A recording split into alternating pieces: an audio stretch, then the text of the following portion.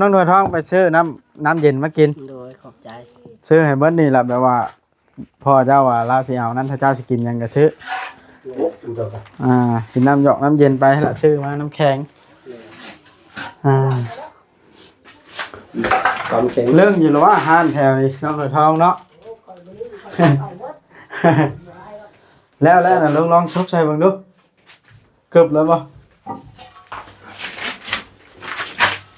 เนาะเจาะละม่อมบาดนี่เนาะก็นี่บ่สูตรมันนะสูตรนี้ข้าวปานหยำบาดลองทำนี่ครับก่อนเจาะลองบ่นะเรียบร้อยอ้าวมันแห้งกันพ่อจังฟ้าใช่นะนี่มันนี่โอเคมันได้เด้อในคอมลง2 ลำ 2 แรกเลยสมัครไปนึงจับมันไหลลงหอดพ่นเนาะพอดีหอดพ่นนะวะนี่ก็ว่านะลองเบิ่งไปช่องเบิ่งเนาะก้อนมันม้วนดีกว่าลุง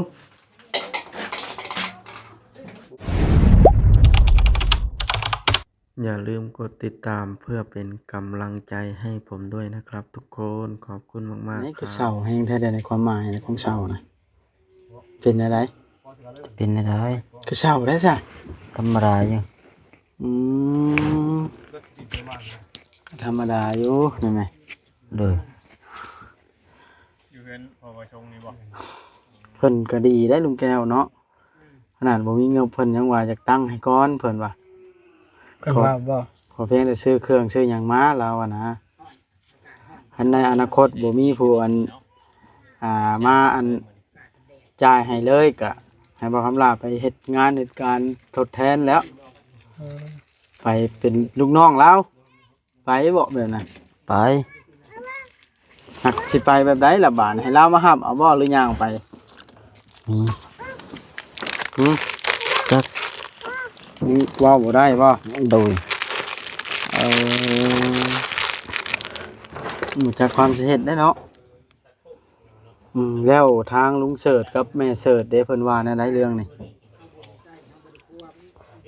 บ่จำยันเล่าก็ยังบ่จักคือกันเราก็บ่จักความสิช่วยคือกันโดย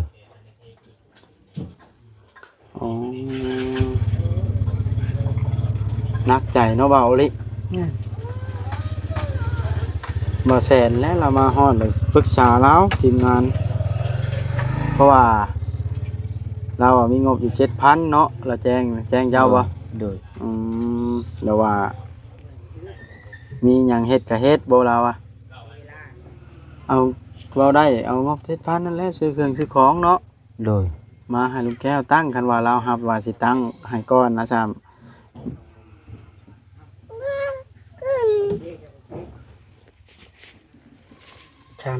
ได้ตั้งเนาะเพราะว่าถ้าเข้าพรรษาแล้วนี่มันสิตั้งบ่ได้บ่แม่งกะลำได้ปานเฮาว่ากะลำมาพี่ มาเอาน้องไปเล่นนะน้องจะขึ้นรถนี่ให้เลยมันสิขึ้นมาให้นะห้องน้องหมวยพี่น้องเอ้ยโอ้ก็ถือว่าเป็นการนักใจอยู่เรื่องนี่เนาะการงบบ่เพียงพอนี่เนาะบ่าวดิแม่นก็บ่ได้มีงบเข้ามาเลยเด้พี่น้องคำลาก็ได้ในเมื่องบบ่แม่นสิได้แต่ห้องน้ำนี่บ่ฮะปีนี่นั่นสิได้แต่ห้องน้ำนี่แหละเนาะพร้อมละโดยบ่ว่าตีเว้าละแฮงโดยได้จำได้ก็เอาเลยเนาะโดยได้แต่บุญวาสนาเฮาติแม่ซ้ำบุญนี่แล้วเนาะ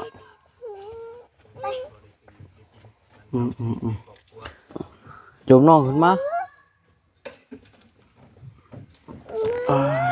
โจมมาโจมขึ้นมานะแม่ขึ้นมา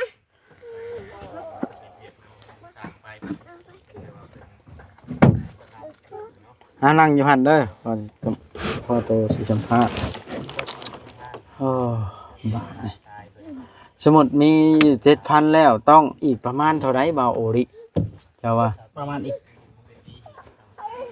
ค่าตั้งเสาก็ 9,000 ซื้อตั้งเสาไว้เทคานบ่เทคานพร้อมแล้ว 9,000 นะอยู่เขาเมื่อก่อนมันแล้วค่า อุปกรณ์ละอยู่ใน 7,000 นี่แหล้วเนาะ อืม ซื้ออุปกรณ์นี่ละ 7,000 อี ใช่ ก ไห ป ม ระมาณ10,000จ้ะ อีกประมาณมื้อหนึงแล้วแม่นได้ แม่ เทคานก่อแอวตั้งเสาเนาะถ้าได้เพิ่มมาอีกมื้อหนึงว่าง่ายๆซะความฝันบ่าวคำหลาคือสิเป็นจริงบาดนะแล้วจังว่ากันถ้าได้ตั้งเสาขึ้นแล้วมอ เรื่องอื่นมาค่อยว่า เรื่องอื่นว่าง่ายๆใช่เรื่องหลังคาบ่หรือว่าไม้บ่เนาะหรือว่าบล็อกบ่ไปแบบนี้นะเพราะว่าบล็อกมันก็ได้หลายแล้วเด้นี่เหลืออันนั้น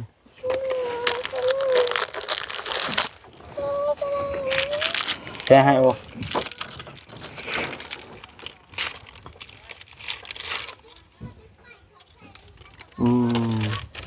ก็ถือว่าหาเลยอยากชดช่อยว่าคำละชดช่อยให้ได้อยู่พาลูกพาเต้าส้นเนาะโดยเมื่อก่อนนี่ไปใส่กับบได้มีจุดหมายสิครับว่าเมื่อก่อน ไปเลย ไปเลยวันนี้จะมีเฮือนมีชานมันก็มีจุดหมายเนาะ โดย ไปทางใดมาเฮาก็ขึ้นเห็นเฮือนเห็นชานเฮาขึ้นมา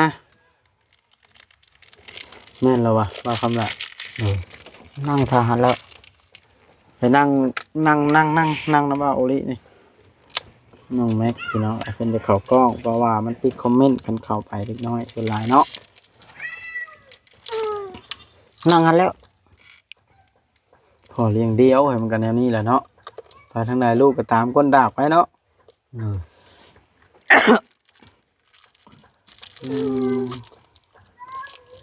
น่าสงสารจริง นักใจเนาะ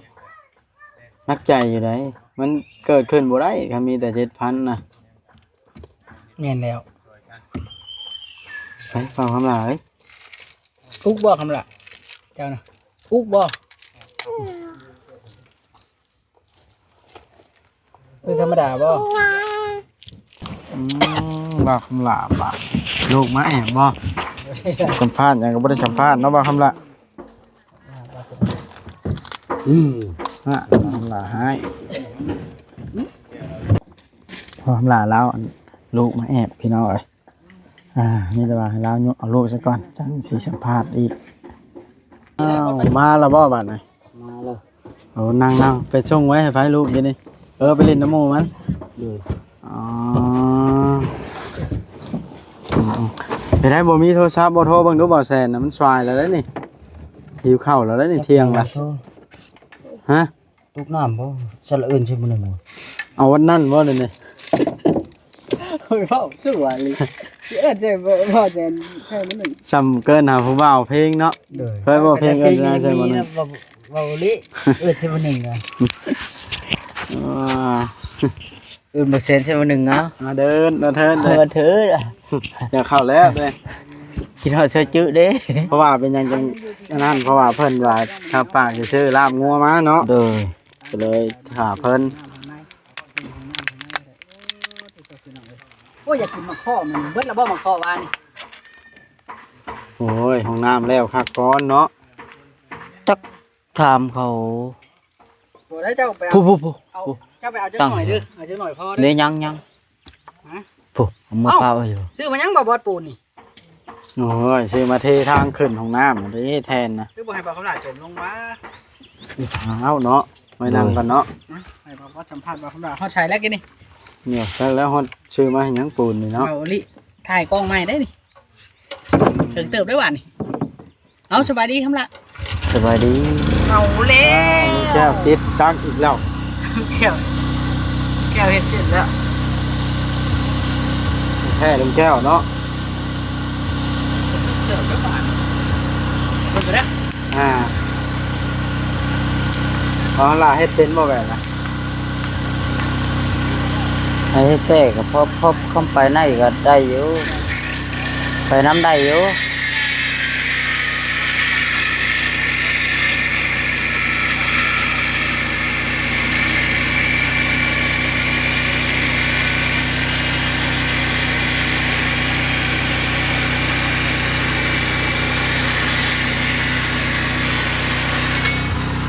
อันติดบานประตูเสียงดังเนาะ โดย เสียงดังขนาดเนาะ ไปลงไปเบิ่งนะไปเราไปเบิ่งว่าปะ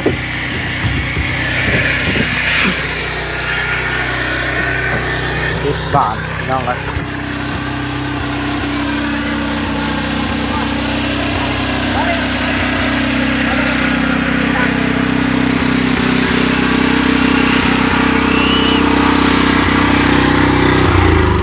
อ้าวแล้วเราบ่ลงเดี๋ยวนี้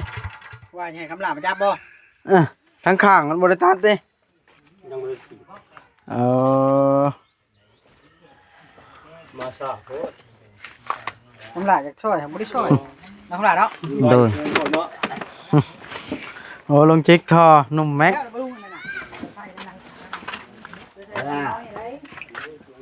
สายมันต้องใช้เกียร์ใช้บ่เป็น มันไงสร้างใช้มือเลย โอ้สุดยอด สร้างแม็ก แล้วก็มือคัดลูกที่เกียร์เด้อโอ้บ่เกียร์ยาได้ อ้าวไปใช้อีกแล้วนะ ไปยังนี่มียัง มาไม้นะข้าเจ้าสิไปนะแต่เอาลูกวะมันแอบเนาะเดี๋ยวนี้มักแอบไปลิ้นแล้วกะ หัวสะโพก ใช้ ตั้งกันกับลูกแก้วเลยในความรู้สึกง่ายกว่าดัง เป็นยัง มันฮ้อน โอ้ความห้องนะปะ ความฮ้อนเนาะลุง ธรรมดาบ่บ่เอาน้ำเย็นๆมากินแน่จิกว่า เอานั่นปะ มันร้อนเด้ พิษไอนะลุง พอแล้วอันนี้เราเป็นเจ้าภาพเนาะเรียบร้อยยังไม่ได้กินบ่เอาเลย ว่าเลยว่าสิอิ่มร้อยให้ถามว่าตัวใดบ่68ว่ะอิ่มร้อยให้ก็ยังบ่ได้กินจักคน พอชื่ออยู่ว่าเราเป็นคนทำงานนี่เด้ แน่ๆเนาะ รถจักรก็มีอยู่ เอาเองเลยเอาสปอนเซอร์ซะ ไพ่สิไปเชื่อเขาสิออกให้ เด็กหน่อยแล้วมันแม่ เปิดห้องก็ได้ เปิดห้องก็ได้เนาะเบิ้ง ทีมงานเลยค่ะ กับวัดนี่แล้ว คู่ นี่ กันบ่ดิคู่กั ยั น งว่าแล้วนี่นักเขียวได้จะควดนี่หามาน้องโดยท้องมาหาลุงแก้วด้วยนี่ แบบว่าใจปั้มอะไรเนาะ บอกมันแม่นความลุงแก้วเดี๋ยวเขาเป็นผู้ดูแลงานนี่เขาผัดยังบ่ได้อันนั่นเด้บ่ทันมาดูแลจักมือเนาะหากลับมานี่เนาะ กระติกว่านี่ก็ใช่ป่ะ ไปติ๊กพูด ถ้าได้กินด้วยได้กินเขาบ่เวียง แม่น เขาเลยบ่แสนแต่ได้กินมื้อนี้น้ำบ่วัดได้กินมื้อนี้เนาะ เอาน้ำยัง สปอนเซอร์ไป อันสปอนเซอร์เจ้าเนาะและการน้องๆเพิ่นซื้อน้ำแข็งน้ำเขียวก็ว่าไปเนาะ เอาน้ำแข็งเด้อเอาน้ำแข็งมาไว้กินน้ำเย็นเลย น้ำหนักเนาะน้ำหนักต้นเคได้ห่อบ่ได้ แม่น เบิ่งคืออันนี้ก็ฮู้นะว่ามันห่อจังได๋ ทางนั้นกินบ่เรียบร้อยนั่น ถาม มาบดเรียบร้อยเดี๋ยวนี้แต่ละคนที่เรา มากเหรอเนาะว่ากินบ่เอาเงินมา เบิ่งเอาน้องหน่วยท้องไปซื้อน้ำเย็นมากิน โดยขอบใจ ซื้อให้เบิดนี่แหละแบบว่าพ่อเจ้าว่าลาสิเอานั้นถ้าเจ้าสิกินหยังก็ซื้อ โอ้ดูดอก กินน้ำหยอกน้ำเย็นไปให้ละซื้อมาน้ำแข็งความแข็ง เรื่องอยู่หรือว่าห้านแถวนี้น้องหน่วยท้องเนาะ แล้วน่ะลองชกใส่เบิ่งดูเกือบแล้วบ่เนาะเจาะละม่อมบาดนี่เนาะปานนี้บ่สูตรมันนะ สุดนี่ ข้าปานหยังบาท ลองทำนี่ครับก่อน ลองบ่นะเรียบร้อยอ้าวมันแห้งกันว่าจังปลาใช่นะ นี่มันโอเคมันอยู่ได้เนี่ยจะในคอมลง2 ลำ 2 แรกเลยสมัครนึงจำมันไหลลงหอดพ่นเนาะพอดี หอดพุ่นเหรอวะ นี่ก็ว่านะ ลองเบิ่ง ไปช่องเบิ่งเนาะก้อนมันม้วนดีกว่าลุง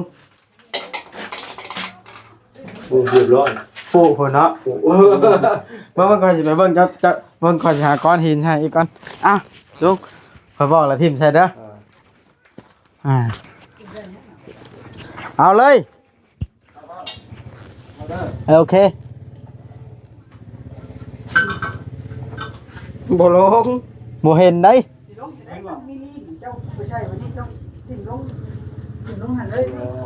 มันต้องมีน้ำ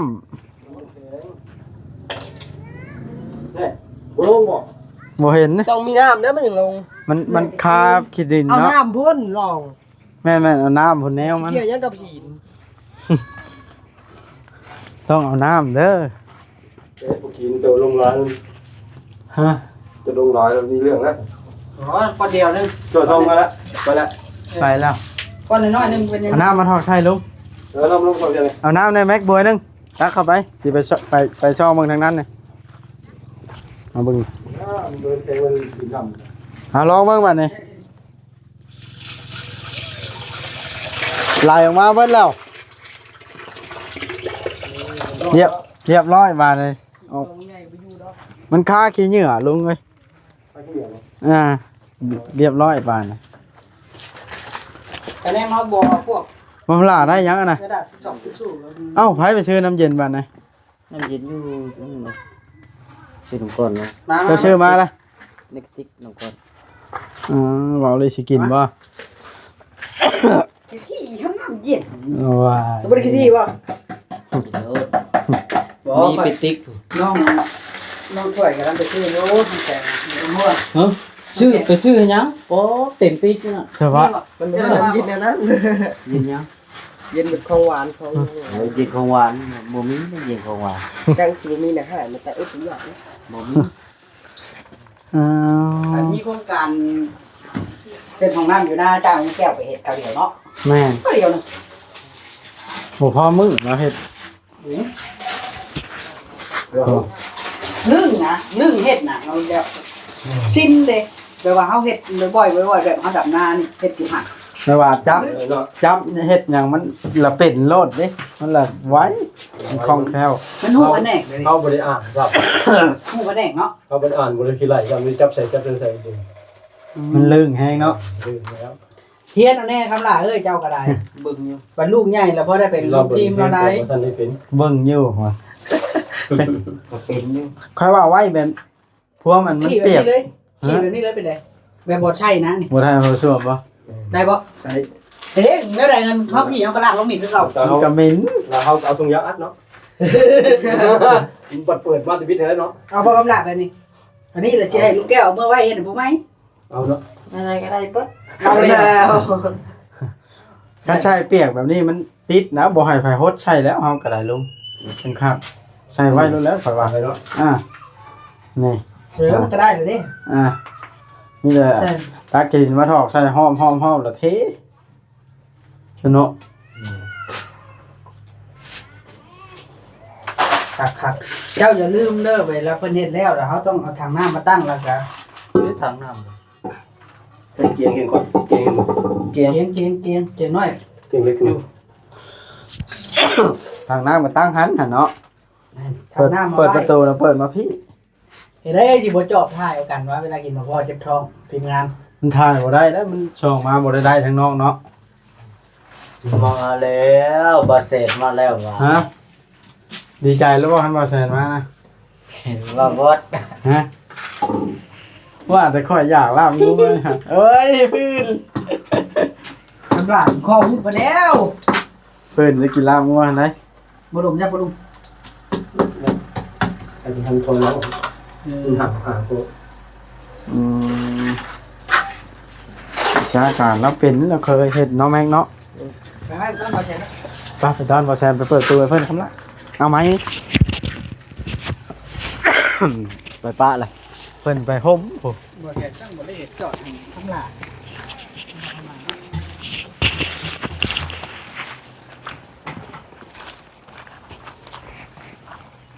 ไปหามาอยู่ข้างไทยยังไงบ่ไปต้อนอยู่คุณบ่ ไปตู้ชีนอยู่พุ่นเลย บ่ มานะอัน มัน แม็กมาหามานี่ลงกับคำลาแน่นี่มาบ่าวคำลาเพิ่นนี่มันขึ้นนั่งยากนี่เนาะ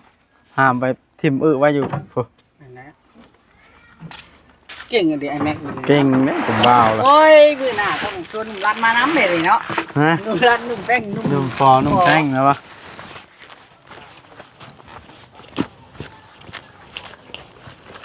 นุ่มโอเค ดีบ้าน ลูกแป้งใช้เขาจับไปเพราะ ฮะนุ่มฟอนุ่มแป้งจับไปละ น้อยยังเกิดนี่ป้อง ยังไปบอกกับหนุ่มรัดบ่หนุ่มแป้งใครว่าหนุ่มแป้งคน โหนหล่านะมา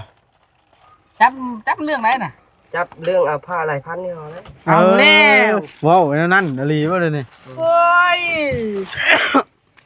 ตะกี้บ่าวบอสได้วิวเป็นแสนวิวเลยอยู่ห่าเนาะ หนุ่มปอหนุ่มแป้งว่า แม่นเจ้าจักว่าลุงปอลุงแปกก็สิแหกเสี่ยวให้เจ้า ใหญ่รุ่นใหญ่ผู้ใหญ่อยู่ เล็กน้อย รุ่นเดียวกับเจ้า บ่ฮอดนะจุนี่รุ่นน้องนี่ไง เด็กน้อยค่ะรุ่นน้องอีก รุ่นน้อง หนุ่มรันน่ะสิรุ่นเจ้าอยู่ หนุ่มร้านรุ่นอาใหญ่ ซาบาย30 30ปลาย รุ่นนั้น เป็นปอ ของเราเป็นคน เป็นลึกๆลักๆเบิดชามเนาะชามไอ้น้องน่ะเป็นลึกๆลักๆเบิดชาม ปอแป้งนะวะหมด โอ้บ่ลุงมันเลยเด้อบาดนี้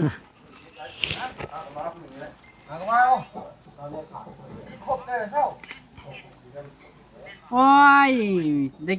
อันบอกคำลาบอกหาจับเป็ดมาอีกอันนี้เนาะมาเลี้ยงเนาะ แม่น จับเป็ดมาเลี้ยงแล้วบัดนี้เลี้ยงบ่วัด เป็ดต้องหันบ่เบิดสิ ตัวเท่าไหร่ล่ะ 200,000พุ่น เอ้าซื้อลำงูดีกว่านะบ่บอส อ่า บ่ทางทีมงานทำบ่ขาดตาจากชีวิตเลย มันก็บ่ ก็ กล้า แสน ซื้ มาฮอดแล้วยังจะม้อย เรียก อยู่ กินห้ำเหรอ เที่ยงแรกก็ได้ คือเอาห้ำมาเกลือ ท่าทายเห็นจับมันตรงเพจเด้ เริ่มอุกแล้วค่อยนะ ดีใจบอกคำลาสัมภาษณ์ได้บ่เฮาเจ้าคลิปน่ะเจ้าเงินมายังน่ะ บ่ได้เอามาอย่างนั้นได้ใช้สิจ มา บ เปล่า คลิป สิน้ำ จบคลิปก่อนซำนี้แหละพี่น้องเอ้ยเอาแสนนานลงมาเพิ่น